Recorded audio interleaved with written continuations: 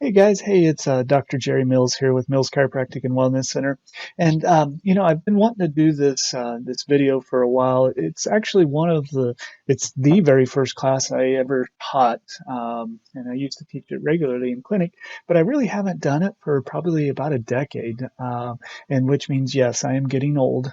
That's what that statement represents. But I think it's some timely information, and for those of you looking to maybe kill a little extra time. It's going to be a little bit longer webinar than what I normally do. And so I'm just going to kind of jump into it. Now, I know some of you that are going to be watching this may not know me and uh, maybe haven't been into the clinic before, or maybe you've just started the clinic, and so I'm going to give you a little bit of my background because it'll kind of set the stage for what I'm going to try to accomplish in this class. Because what I try to get through in this class is to try to get you to think differently about your body, about your health, about the choices that you make. And I think my story is a somewhat of a good example. I grew up on a small farm in Kansas. My mom was a nurse. My dad obviously was a farmer, and so I grew up in that environment. I grew up in a very medically minded household. Like I said, my mom was a nurse, and I actually grew up at hospitals and at her office and things. And so, when I got ready to graduate high school. Um, I really, to be honest with you, I didn't want to go to college. My dad said I couldn't stay home and farm unless I went to at least 2 years of school. And then once I got into school, I realized, I kind of enjoy this. When you start to apply yourself and you have to pay for your own schooling, again, it was a small farm that I grew up on. So there wasn't a lot of help from my parents, although I did receive a number of scholarships and an athletic scholarship, which certainly helped a lot. But once I got there, I'm like, this is kind of fun. I might want to stick around a little bit and kind of see where this goes. And along the way, I also learned that I was actually a fairly good student and had some brain cells that I just simply had never used in high school. And so along the way, started thinking about, what is it that I want to do? And I really assumed, I knew I wanted to help people. So I really thought I'd go the medical route. Um, and so I started prepare for that, took the MCAT and was starting to set up interviews. And it would just happen to be playing golf one day with a gentleman. And one of the ways that I made a little extra money back in the day was kind of hustling some of the old guys at the golf course because they all wanted to beat this scrawny 150-pound kid that I was back then, probably less than that even. And so they would usually bet me a few dollars and things. And so anyway, at the end of this round. The guy I was playing with on the very last hole, I tweaked my back. I was going to try to outdrive him, and I did, but in the process, I injured my back. And so at the end of the round, he said, "Hey, my brother's a chiropractor. You should go visit him." Well, he didn't really owe me very much money in that round, $4 or $5. And I knew that I'd been to a chiropractor one time previously, and I knew that that cost me about $40. So I figured, you know what? That sounds like a win to me. Now, I will tell you a little bit about my first experience with chiropractic. My first experience was walking into this small town chiropractor. I'd injured my back and couldn't drive the tractor. And after 2 days of being unable to sit, Dad finally said, you need to go to the doctor. So he gave me $40 and sent me to town. And so I walk into this office. It's a small office. And this chiropractor who's probably about 130 years old or so, give or take a couple of months, came out and greeted me and asked me what was bringing me in, and I explained to him my low back and that I'd had $40 that my dad had sent me with, and he said, "Well, you better lay down and shut up so we can get this thing fixed because you're running out of money fast." And that was about the level of interaction that we actually had. Now I laid down, he worked on me, did some SOT blocks. So I actually laid there for a little while laying on these blocks. He came back about 20 minutes later and said, "Okay, that'll be $40. Go home. If it's not better, let me know, but that should fix you up." And, the next day I did feel better. And so it wasn't necessarily a bad experience my first time, but it wasn't, necessarily a life-changing experience. Well, the second time I went to the chiropractor, like I said, I was in college. Now, what the guy forgot to tell me, the gentleman that I was playing golf with, is that his brother was actually about 3 hours away from where we from where I lived. Now, it happened to be in a town where I had some cousins that lived and an aunt and uncle, and I figured, you know what, I haven't seen them for a while. I'll just go down there and spend the night with them anyway. And so I drove down there, had my appointment with the chiropractor. He did a real nice exam. Even decided to do some x-rays on me and said, hey, you know what? I'm going to have to get these developed. Why don't you come back tomorrow? I'll go over what I'm finding with you and we can get things started. And so, already the experience was far different than my first one. And so, I was planning on spending the night. So it was like no big deal. I'll go back tomorrow. He'll work on me one time and I'll be fixed. And so, I went back the next day and he spent about an hour with me explaining to you what I'm going to be explaining to you in this class. I know this is a long setup, but some people kind of like to know a little bit of the backstory, right? And so he explained, like I said, a lot of what I'm going to be going over in this class to me, and it really opened up my eyes. In fact, it made me investigate chiropractic. After that, I started shadowing chiropractors. I shadowed about 10 or 12 different chiropractors before I decided that that's what I wanted to do when I grew up, right? And now the most interesting thing is I credit that chiropractor with giving me the most powerful adjustment I ever received. Because he changed up here. He changed the way I thought. And the truth is he's never adjusted me physically. What we discovered is I actually had a broken bone in my low back, and that's what was causing the problem. And so he set me up with a chiropractor closer to home to be able to manage and get through that situation. And so as I was shadowing chiropractors, like I said, the philosophy of chiropractic and the understanding of what's going on with it just really changed my whole life. And so I actually ended up deciding not to go to medical school, went to chiropractic school instead. And that's kind of how I ended up doing what I currently do. But one of the things I want to talk about real quickly before we kind of get into the meat and potatoes of this class is I really want to challenge some of your beliefs. And so I hope by the time you're done watching this, you're going to think differently about your body, about your health, about the choices you make. Because here's the thing is beliefs are really hard to change. And we first have to identify what our beliefs are. A lot of us don't spend a whole lot of time understanding where we form these beliefs. And sometimes when we form them on false beliefs, right? When I was growing up, I grew up on a farm, and somewhere along the way, I'd learned that cows had 5 stomachs.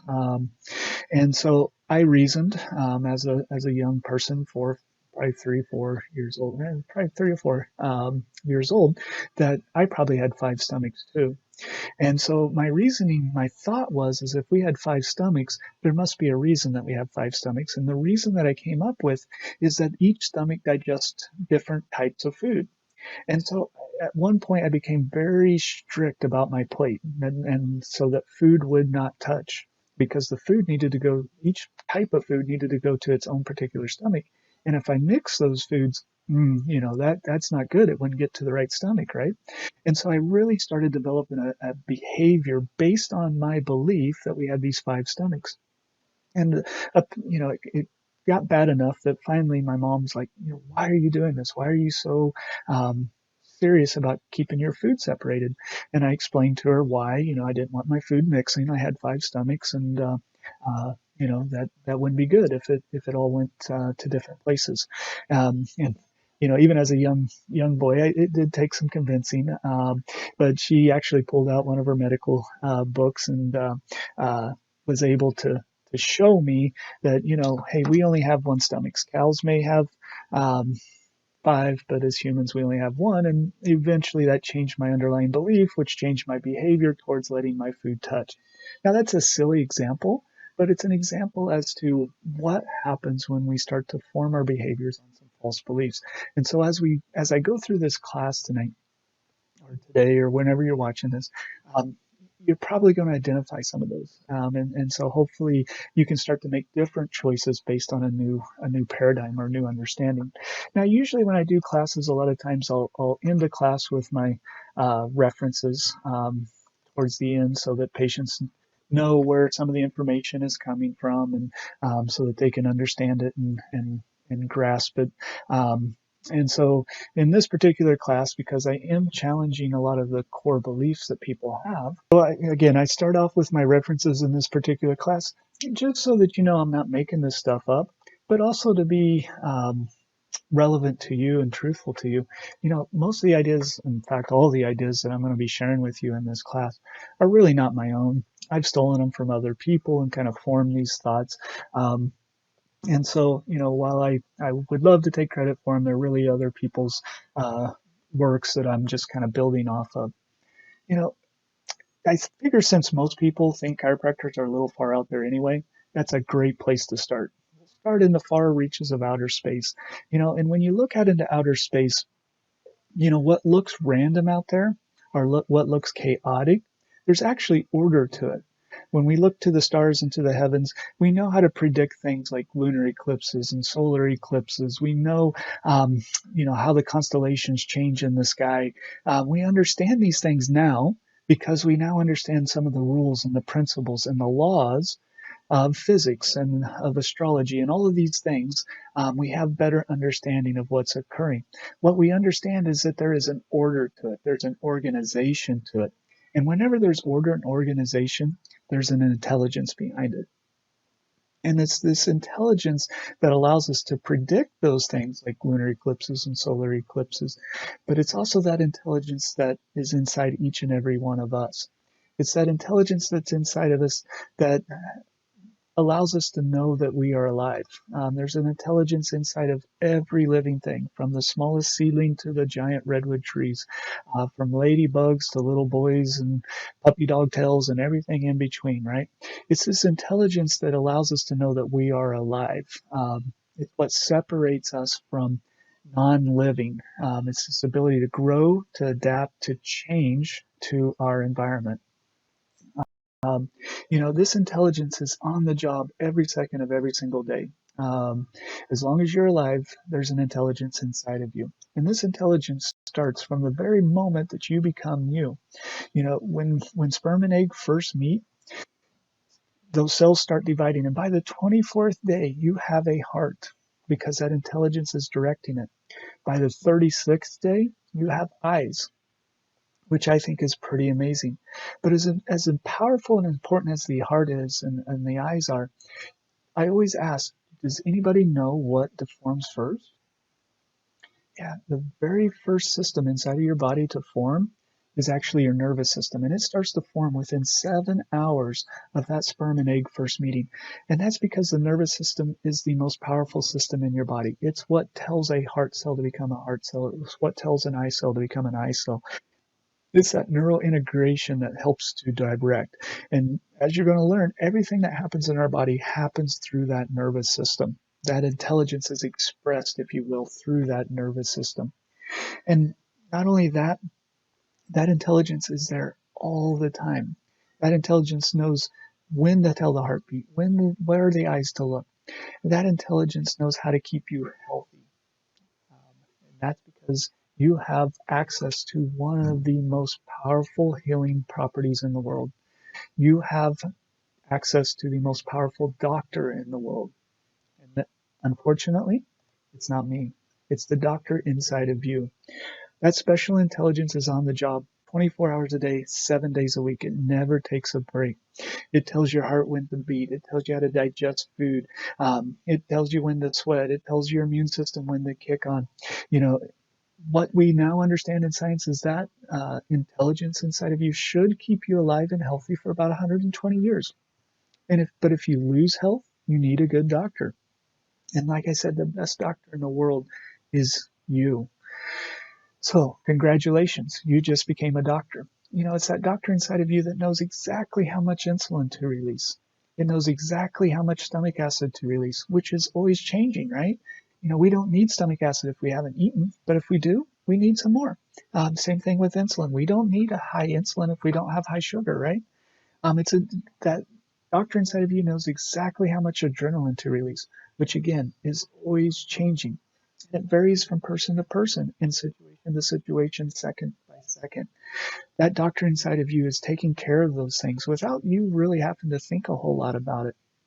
That doctor inside of you knows how to heal. It knows how to mend. It knows how to protect. And it knows how to regulate. When we're kids, and I don't know if you can see this in the video, but when we're kids and we cut our finger or we fall and scrape a knee, there's two things that we need in order to heal, right? And most people know what they are right off of the bat. The first one, in order to make it feel better, is a Band-Aid, right? And the second is mama's kiss. Those two things are the most powerful things when we're kids. Now, as an adult, we understand that this Band-Aid doesn't really have any healing qualities to it. Yeah, it may protect the cut from getting dirty or getting an infection, or help it from being broken open as much so that it can heal faster. But there's really no healing that takes place with the Band-Aid, and there's certainly no analgesic effect that we're aware of, at least as far as the ability to reduce pain. But let me tell you, when you have kids, this is a very effective pain reducer, right? Well, as adults, we tend to kind of laugh at this, and we understand that Band-Aid has no healing. But as we get older, we start to replace that simple idea of the Band-Aid doing the healing with this idea that doctors do the healing, or perhaps that some drugs do the healing. The truth is in modern medicine, there's never been a documented case of a doctor ever healing anything or of a drug ever healing anything. Now, a doctor can facilitate the healing process. If you fall and break your arm, for instance, a doctor can put that arm in a cast to immobilize it to give the chance for the body to actually do the healing, right? But it's the body that does the healing. It mends that broken bone, makes it stronger than it was even before the broke, broken arm occurred, right? Um, Great English there. I apologize. But it's not the doctor that did that. It's not the cast that did that. It's that intelligence that's on the job 24 hours a day, 7 days a week that actually mended that broken bone.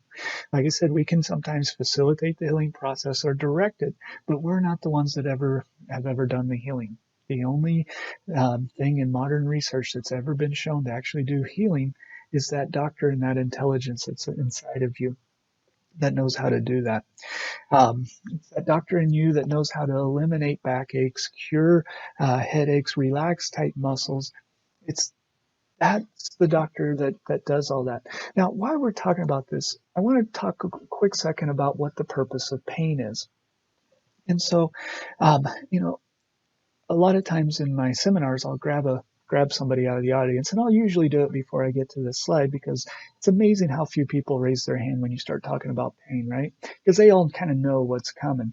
And so what I'll usually do is grab somebody's finger and I'll say, I'm going to start to push this finger back, but I want you to tell me to stop when you start to feel pain, right? And I'll start pushing that finger back and I'll say, tell me when you start to feel some pain. And at some point they'll say, oh, I'm starting to feel, a little discomfort. And I'll say, okay, I'm going to stop. Now, what would happen if I didn't stop though? Yeah, I'd cause some injury. I'd tear a ligament. I'd possibly break a bone if I kept falling far enough. And then I say, you know what though? I have this great medication that's supposed to eliminate pain. So if you don't mind, I'd like to just give you some of these. And then let's just keep taking that finger back so that it doesn't hurt, right? Well, we all know that there is a purpose to pain. It helps us identify a limit. It tells us when we're pushing beyond what our body is capable of. It's a warning system, a warning detection system, if you will, to help us avoid more serious injury and to get ourselves into further trouble. The trouble is a lot of times in our society is that we think pain is the problem. Pain is never well, I can't say never, but pain is almost never the problem. Pain is only a symptom of a problem, right? My grandpa growing up, he had an old car. We all had old cars, right? We grew up in a small farming community. In his old car, he had a problem. He had this really annoying glaring red light on his dashboard that he didn't like because it glared. And so, of course, you guys know what it was. It was the check engine light. Now, that check engine light came on for some reason. Maybe it was a bad sensor, or maybe it was telling him that there was a problem in the engine. His solution to it, though, which cracked me up, was he grabbed a piece of black tape, slapped it over top of that check engine light, and off we went. Now, a few months later, his car breaks down when he's on a trip in Oklahoma, and we have to go get him because obviously that check engine light was there for a reason, but it was annoying, so he just covered it up. Well, unfortunately, that's how most people are with pain. They grab the painkiller and say, you know what? I don't want to deal with the pain. I'm just going to cover it up. And that gets so many people in so much trouble. That's, Dorland's Medical Dictionary list about 34 different types of pain, but they all are symptomatology to an underlying problem. Back pain, headaches, tight muscles, these are all just symptoms. But what is the cause? And that's what we're going to get to here in just a second.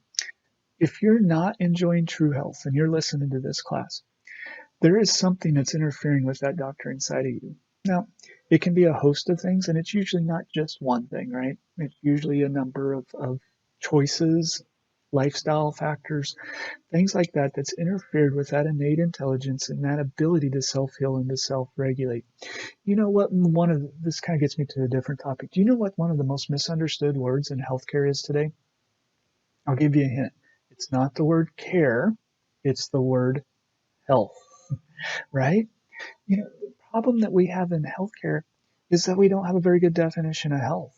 So I want you to think for just a second about what your definition of health is. It probably involves something about feeling good or looking good. And that's most people's definition.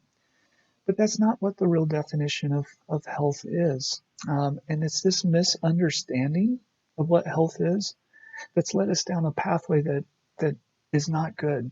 It's led us down a pathway where in the United States we spend more than twice as much as any other country in the world. We spend over $3 trillion. The next closest country spends about 60% of that. We spend twice as much as every other country. So there's only one country that we don't spend twice as much as. Um, and yet in the World Health Rankings, we rank number 35 in the world. One of the first statistics that we often look at when we're talking about the health of a society or the health of a nation is infant mortality rates. In the United States, I'm sorry, this one's outdated, this particular slide. In the United States, we currently rank 54th. 10 years ago when I did this presentation, we ranked 28th. And I apologize, I thought I had this slide updated, but we're going to run with it. We actually rank 54th now. So we've gotten worse, not better over the last decade. And it's not because we're not spending enough. It's because what we define as health is really sickness care. It's crisis care. We have one of the world's very best sickness care delivery systems in the world. We also have one of the very poorest health delivery systems. And a lot of it has to do with our very poor definition of health. Because if our definition of health is to feel good and look good, hey, you know what? Pop in a few of these, I feel good, right? But that's not health, is it? That's simply covering up the symptoms without asking those deeper questions. Why am I having this symptom? What can I do about it? What lifestyle factors can I change in order to avoid that symptom? I want you to think about this from the other side of the spectrum. If you feel great but have undetected cancer, are you sick or are you well? If you feel great but have undetected tooth decay, are you healthy or are you sick? If you feel great but have plaque clogging your heart, are you healthy or are you sick? I think we'd all say you're sick, right? You see how that problem of defining our health by how we feel can be a very poor indicator of our overall health? And that's one of the things I want to really start to address with you guys is defining our health by how we feel is a very, very poor definition. In fact, I'm going to give you a little bit better definition here in just a moment. But what I want to put up here are the 4 leading causes of death in the United States: heart disease, cancer, cerebral vascular disease, chronic lower respiratory diseases, not counting iatrogenic deaths. These are the 4 leading causes. And so if we were to fill up a bucket with the most common first symptom of these conditions, what do you think what would be the most common symptom? Now remember, heart disease and stroke are 2 of the top 3, and heart disease being number 1 by far. Yeah, the number 1 first symptom that most people will feel, number 1 is fatigue, number 2 is death. That's a very rough first symptom. So if you're waiting for your first symptom to start to address your health conditions, it may not be a good strategy, right? It may be a little bit too late. That's one of the reasons I think we're in a healthcare crisis in our society as well. It's procrastination. We put things off until they become a problem that's interfering with our life, rather than asking ourselves, how am I doing with my health? How am I doing with my wellness? What changes do I need to be making? How can I get ahead of the curve here rather than just reacting? So, I just explained health from one side of the equation. I'm going to explain it from another. If you feel, if you go, let's say you go out to dinner at a fancy restaurant, but about 2 hours later, you find yourself in the bathroom vomiting in the toilet. Are you healthy or are you sick? Now, most people would quickly say sick, right? But let me remind you, you're vomiting. Why are you vomiting? That's your body's innate immune system. That's your body's innate intelligence saying, hey, I just ate something tainted and it's trying to get it back out. What about when you run a fever? That's your body revving up to build an immune response, right? It's increasing immune cell production while at the same time slowing bacterial division and viral division so that your body can get an upper hand again. Same thing with diarrhea, coughing, sneezing, aching, all of those things. That's your body saying, hey, you need to slow down. It's trying to get rid of an antigen, a virus, a pathogen, what have you. And we really need to readdress or re-ask ourselves, is this a health response or a sickness response? One of the jokes and when I went to chiropractic school was whenever somebody would come in, with that runny nose, snuffling, sneezy, achy, whatever that song used to be, right? We'd always walk up to them and say, hey, great to see you expressing health today. Because really, that was their body expressing a health response. Their body was working the way that it was supposed to be working. Now, we may not like the symptom, we may not like the discomfort, but our body is doing exactly what it should be doing. Just like with pain. If you keep bending your finger back, it should hurt. That's your body telling you to stop, do something different, change something. It's trying to get your attention. The problem is we often don't listen to our body. That's why we've been doing a series in our office over the last year and a half or so called Body Signals, just trying to teach people how to listen to their body, interpret, and what the correct response to a particular symptom should be. In our society, though, when we don't like something, we basically kind of start down a pathway where, first of all, we'll drug it. If that doesn't work, then let's numb it. If that doesn't work, then let's chemically relax it. If that doesn't work, then let's artificially lower it. If that doesn't work, then we'll just cut it out, right? Perhaps we don't need it. And a lot of times, this is your body working the exact way that it's supposed to be working. It's telling you to do something different.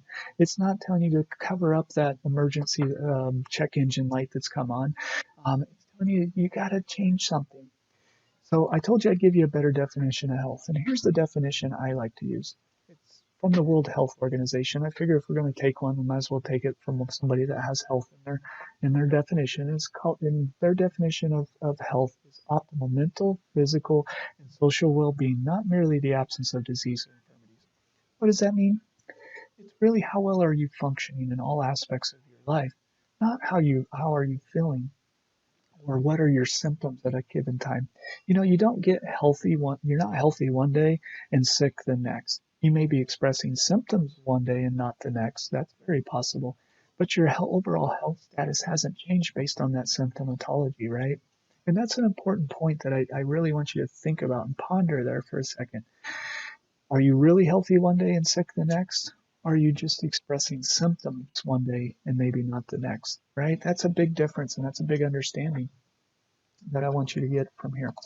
The other problem that we have in our society is that we're really fascinated with blood because when you go to your primary care, and even here at my office, I do a lot of lab work, and we look at blood qualities. And we, as young kids, we sometimes develop a false belief that our health is controlled through our blood.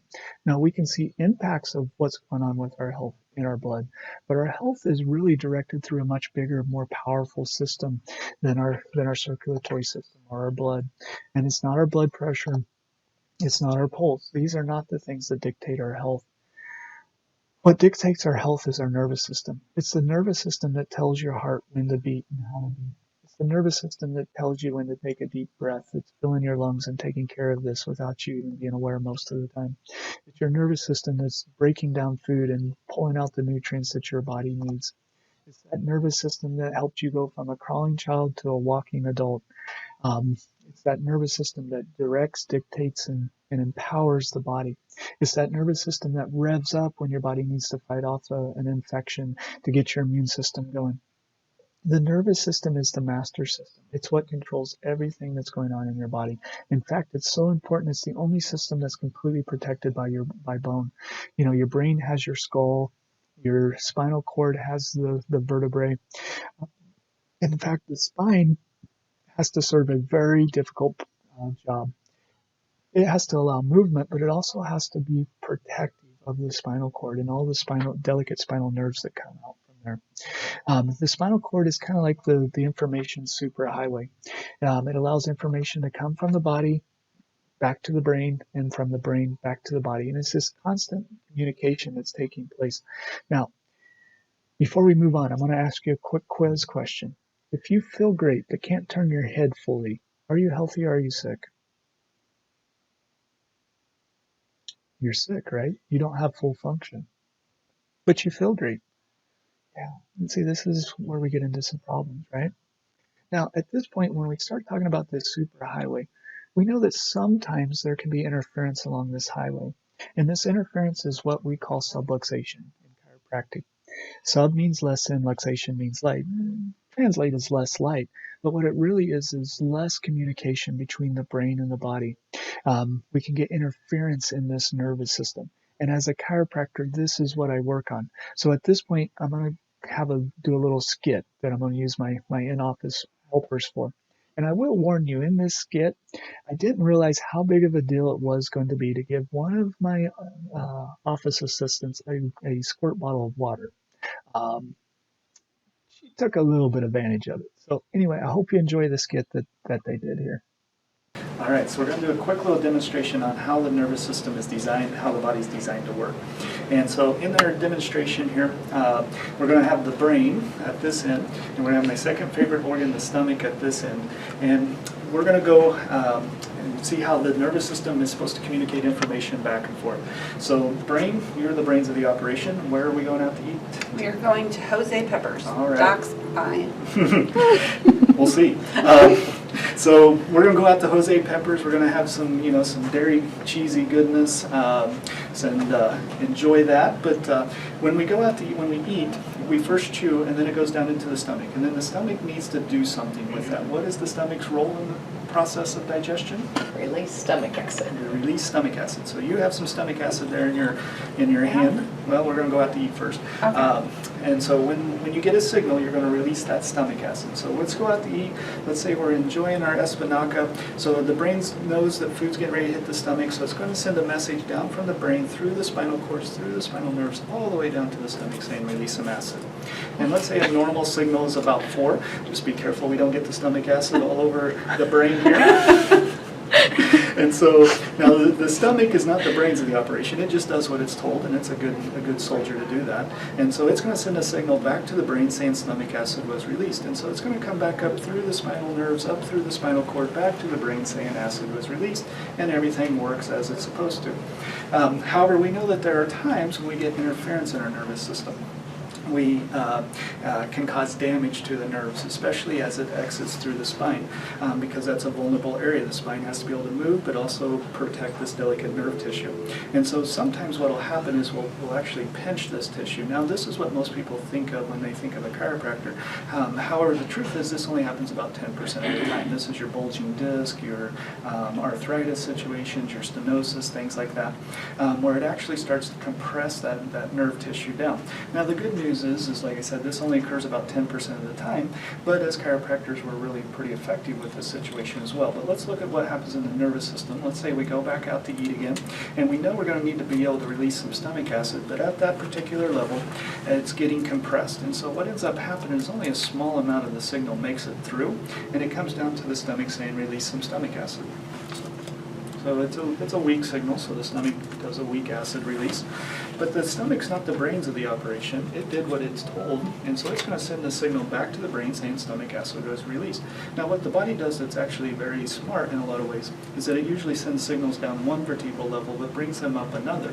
And in this particular case, we're going to say this nerve isn't getting pinched, so that signal's going to come back from the brain, or back from the stomach, back to the brain saying acid was released, and everybody's happy, right? Other than we have undigested food sitting in our colon for the next 20 years. we don't realize that we have a problem. But like I said, this only occurs about 10% of the time. Most of the time what happens is what we call an irritated nerve, where it's being chafed or rubbed on or stretched. And so what happens when you're getting chafed? So let's say we go back out to the same restaurant, and in this example, we're not going to be pinching the nerve, but we're just going to be rubbing on it, making it irritated.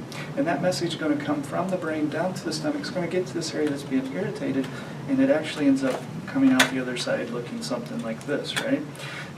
And so it comes down to the stomach saying, hey, release some stomach acid. That's a pretty big signal. Keep going. That's a big signal. Keep going. So you did what you were told, and you released the stomach acid. About killed the brain in the process.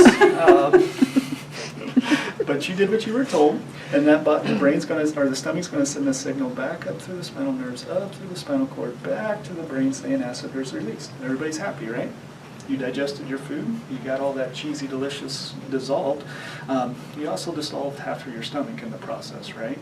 And this is actually what happens far more often. This is the irritated, not the pinch. This is what most people come into the office with. If you think about it, most people come in with flaccid muscles. Do they come in with numbness and things like that? No, usually they come in with pain or tight muscles. That's because those nerves are being irritated, and it causes things to fire up even more, not shut down. And so this is, like I said, what we see most of the time in the office, and it's just a simple little illustration on how the nervous system is basically designed to work. The good news is, as chiropractors, whether it's a pinch nerve or a chafed nerve, we know how to take the pressure away from the nervous system so that this information can fly back and forth the way that it's designed, so that the stomach can do what it's designed to do, which is to digest the food, not itself, in the process. So. Anyway, I hope you better understand how the information goes from the brain down to the body and from the body back to the brain, and how if there's an interference in that transmission of information, it interferes with your body's ability to self-heal, self-regulate, and to be as healthy as what it should be. Now, again, we've been really kind of hammering this point home about judging your health by how you feel may be a pretty poor judge of your health. There's one more thing I want to point out with this, which is pretty surprising to most people. It's that, and I don't want to minimize pain, because if you're in pain, it feels much greater than this. But the truth is that less than 10% of the nerves in your body are actually pain sensing. That means that you could theoretically have 90% of the pressure on your nerve and have no symptoms at all. Um, you know, what if you're conducting impulses that went to your kidney at, say, 70%? You could get by. You may not notice any symptoms, but how do you understand that your kidney function may be altered? Or what if only 30% of the nerves getting to your liver were communicating with your brain very effectively? The body will do the best it can with the situation that it's given, but it does a much better job when there is free communication between the brain and the body. One of the things, when we think about, our health and things, and when we do it based on symptoms, again, that can just be a very deadly health assessment tool, if you will. So, where do these subluxations come from?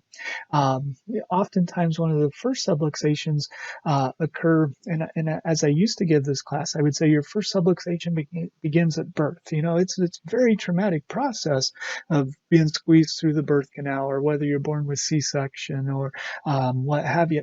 One part of my story is that when I finally went to chiropractic school, now I'd said that I'd previously been diagnosed when I first discovered chiropractic with a broken vertebrae in my low back at L4. Most likely that happened for me as a toddler, because that's generally when they tend to occur, or perhaps it was during high school, sports. But one of the surprising things is when I went to chiropractic school, we had to do full spine x-rays on ourselves, and we used those as kind of our teaching assessments.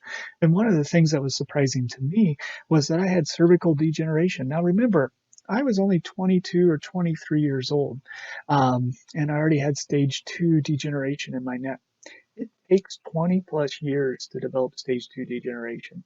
And so my mom is not admitted to dropping me. And so I can't blame her, but I was born with forceps. And I often wonder, was it the forceps that created my first subluxation in my spine that led me down a long path of towards degeneration? And the amazing thing is I really didn't have a whole lot of symptoms. I had a few headaches in high school, a few more in college. But I always kind of blame those on football. But I can't because the subluxation pattern, that degeneration had been occurring long before I started playing football in high school. Now I know you're all worried about me. I'm doing great. My neck's doing well. I've been adjusted for many years. I've done the rehab. The neck does really well. The low back, as long as I stay up on my adjustments, I stay up on my exercises, it does really well as in addition. So I do want to make sure you're not, I wonder if Dr. Mills is going to be around.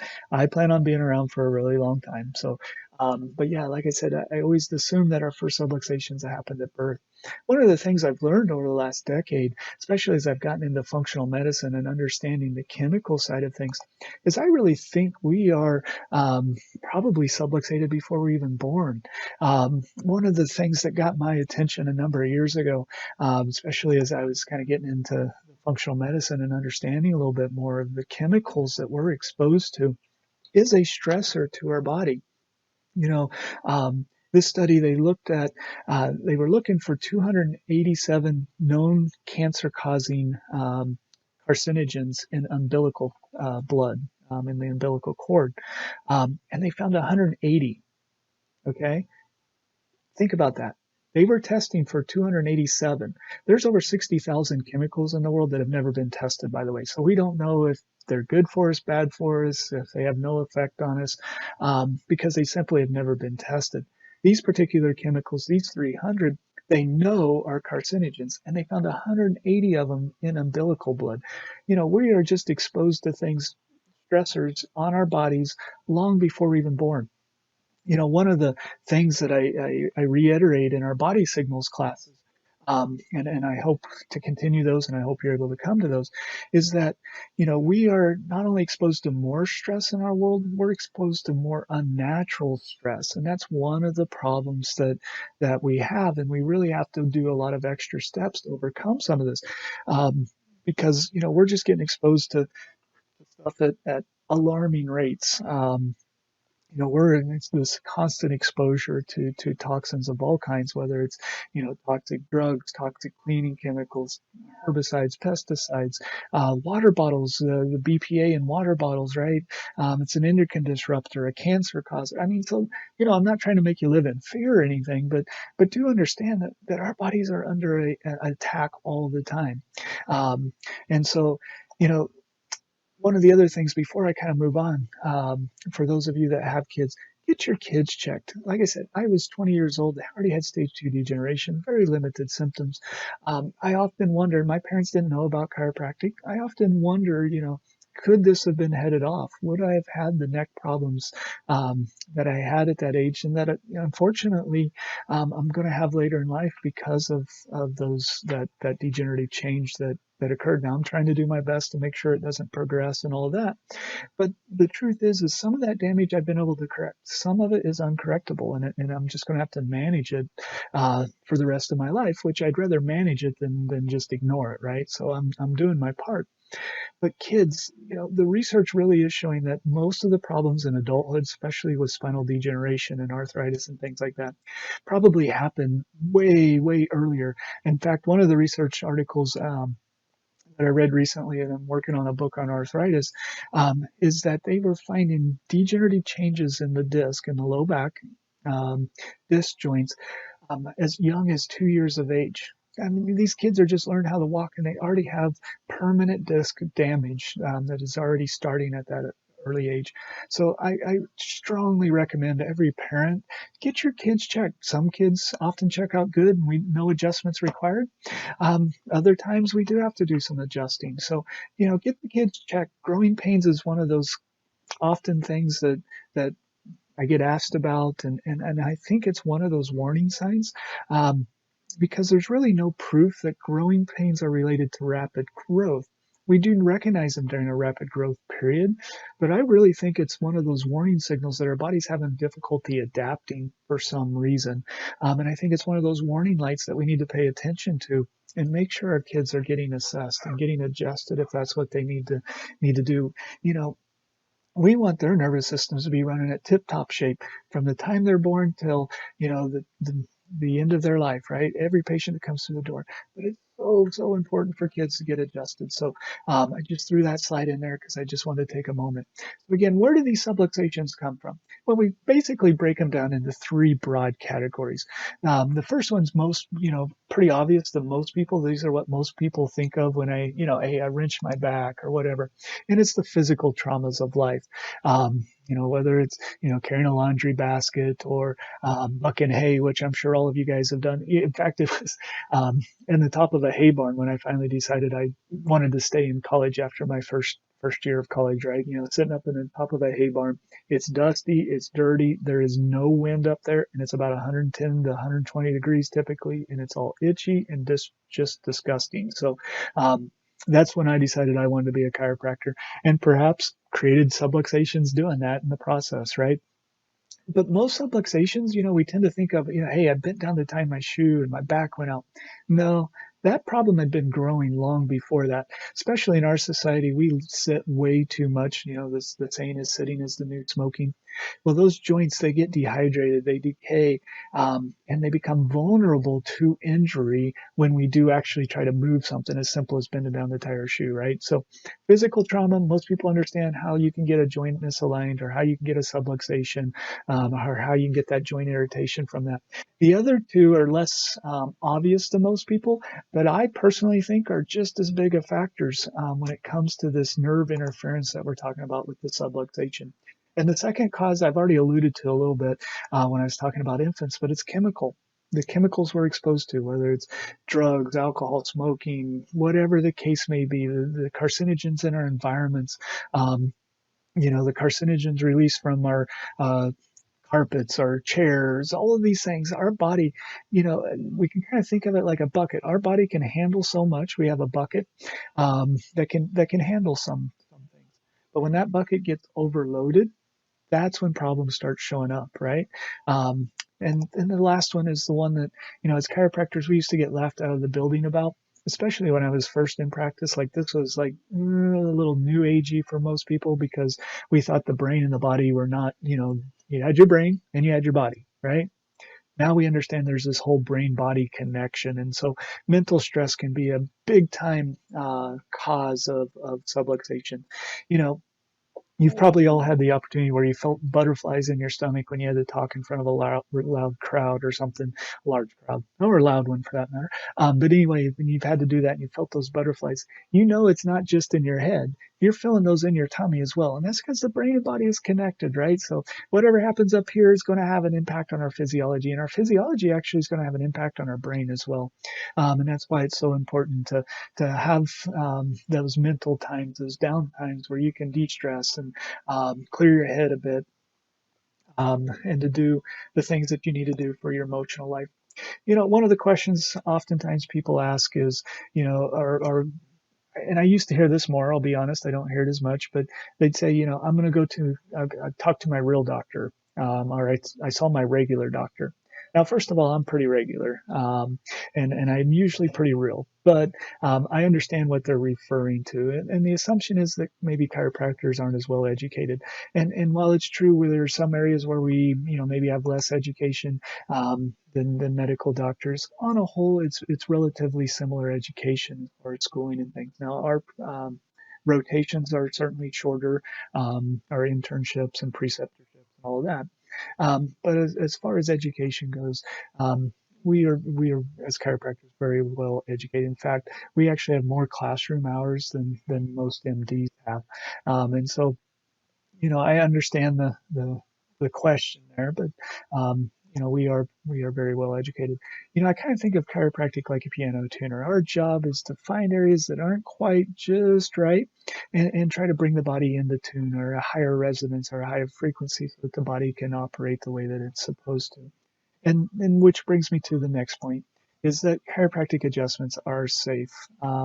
you know, I've mastered a number of different techniques that we utilize. And a lot of them are soft tissue or gentler techniques or less aggressive techniques. Um, but chiropractic adjustments are very safe. When given correctly at the right time, at the right place, it allows the body to function at a much higher level. And so, um, just to kind of put this into perspective a little bit, chiropractic is much safer than back surgery. Um, the statistics on back surgery are not great. And with the risk of anesthesia, chiropractic is far safer than back surgery. It's safer than taking an aspirin. Believe it or not, 1,600 people die every year from aspirin-related deaths alone. When you start to throw in like ibuprofen and NSAIDs, that number just keeps going up. So chiropractic is far safer than taking an aspirin. In fact, chiropractic is safer than flying in a commercial airline. Fewer than 100 people actually die per year in an airline-related accident. Um, Safer than driving your car. A little over 45,000 or 40,000 people die per year in car accidents. It's safer than electrical storms. 16 people die per year in electrical storms, if you're curious. Safer than shark attacks. 6 to 8 people die per given year in the entire world from shark attacks. Chiropractic is extremely safe. In fact, if chiropractic wasn't safe, to be honest with you, there's a pretty big alternative model that's it's been trying to eliminate chiropractic because sometimes we hurt some cells from some of the multi-billionaire drug companies because there is a lot of research shows that if you're under regular chiropractic care, you take fewer medications. They don't like that, and so there's been a push to try to discredit chiropractic. If chiropractic wasn't safe, we wouldn't be here. Um, Chiropractic, in its 100-year history, has a fewer than a handful of incidences or cases. And most of those actually don't even involve chiropractors. That's the funny thing is, one of them a few years ago involved a karate instructor that adjusted a student. The headline was chiropractic adjustment kills people. It wasn't a chiropractor. It's just there are a lot of times that some of the bad media that's out there, if you will. Chiropractic is incredibly safe. And so, a lot of people use chiropractic for a lot of different reasons. Some people want to use it because they want to perform at their best, or they want to be at their peak performance. If you will. Some people just like to feel better with regular chiropractic care, and they want to enjoy the enjoyment of not feeling pain, right? Like and discomfort and being able to bend over and touch their toes without discomfort. Um, the number one side effect of chiropractic in studies kind of across the board is that people have more energy. That's a terrible side effect, really, when you think about it, is that you have more energy, which makes sense. You're using less, it's more energy difficult try to keep an unstable system upright versus a stable system, right? So we have more energy left over for other things in life. And whether that's immune system, so that you don't have to take as much yucky medicine, it doesn't really matter what your reason is for wanting to choose chiropractic. Um, it's your reason, and that's kind of what I tell all my patients is, it's your body, it's your health, it's your choice. Um, you're the one that directs the show. Because at the end of the day, remember, it's you. You're the doctor. Our job is just to simply facilitate it.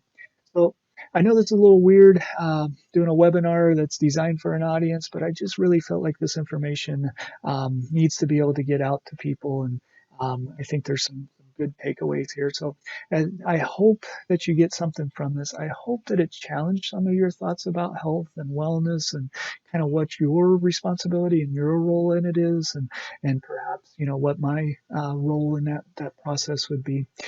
Health is a journey, and health is something that's done with you, not for you. You're the one that's going to have to. I wish I could, but unfortunately, I can't do the push-ups for you. I can't eat your broccoli. Those are some of the things that you may have to consider as you move towards a healthier lifestyle. Um, and we can work with you to figure out what that game plan needs to look like in your particular case. So again, thank you for your time. I hope you got something out of it. Remember, you're the best doctor in the world. just make sure your doctor, that innate intelligence, is free to work without interference. So bless you and good night.